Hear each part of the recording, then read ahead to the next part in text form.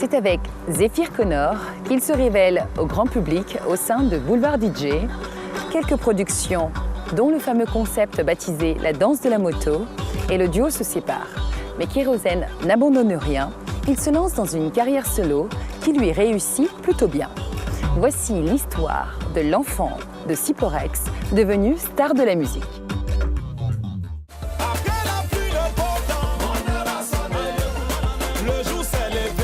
Kérosène Boulevard, Kérosène DJ ou tout simplement Kérosène, l'artiste chanteur est depuis la sortie de son single à succès Mon heure a sonné, le chouchou des mélomanes ivoiriens. Mardi dernier, Privilège est allé à la rencontre de celui qui se considère comme étant un enfant béni.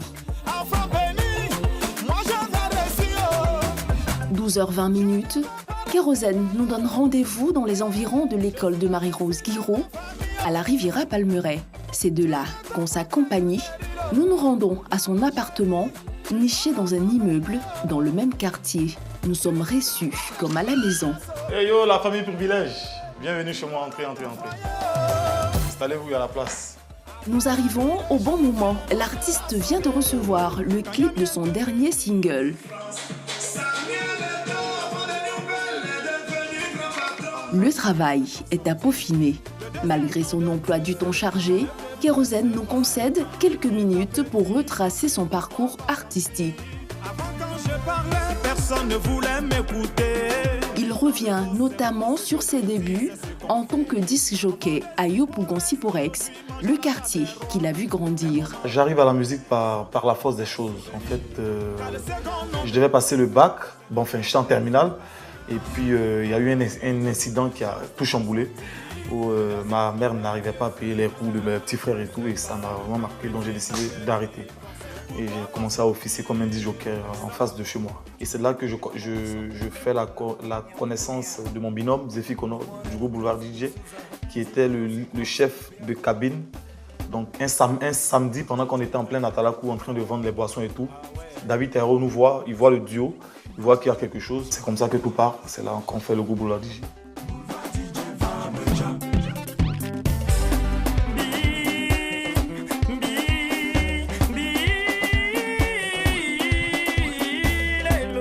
Ses premiers pas dans le showbiz le conduisent en Suisse, où il officie en tant que DJ dans une boîte de nuit afro. Je me suis exilé entre griffes en Suisse, vu que je ne voulais plus rester en Afrique. Étant disc jockey de formation, j'ai voulu rester là-bas et émerger un peu, travailler dans des boîtes, c'est ce que je faisais. Mais quand des difficultés surviennent, le disc jockey n'a d'autre choix que de revenir à la maison. Là, je ne m'en sortais plus en Europe. Je ne m'en sortais plus depuis qu'ils ont cassé ma boîte. Donc, je errais en griffe. J'avais plus de maison et tout.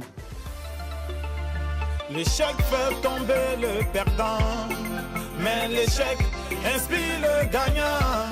Et puis, j'ai fait la connaissance d'Emma Dobré. Emma Dobré, et puis elle décide de me produire.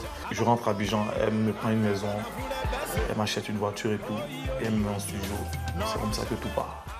Le jour vient, mon heure a sonné. Le jour s'est levé, check, mon heure a sonné. Pour un retour après 10 ans, pour un retour, si ça a marché, je pense que c'est parce que c'était une histoire vraie.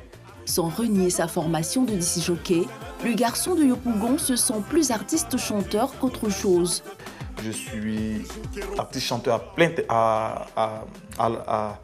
plein temps, donc je ne vois plus la nécessité du DJ. Je peux faire du coupé-décalé tout en m'appelant Kérosène. 13h48, il est temps pour l'artiste-chanteur d'honorer un rendez-vous important. Bon, on va chez Universal, j'ai un rendez-vous là-bas. On va faire un tour au studio.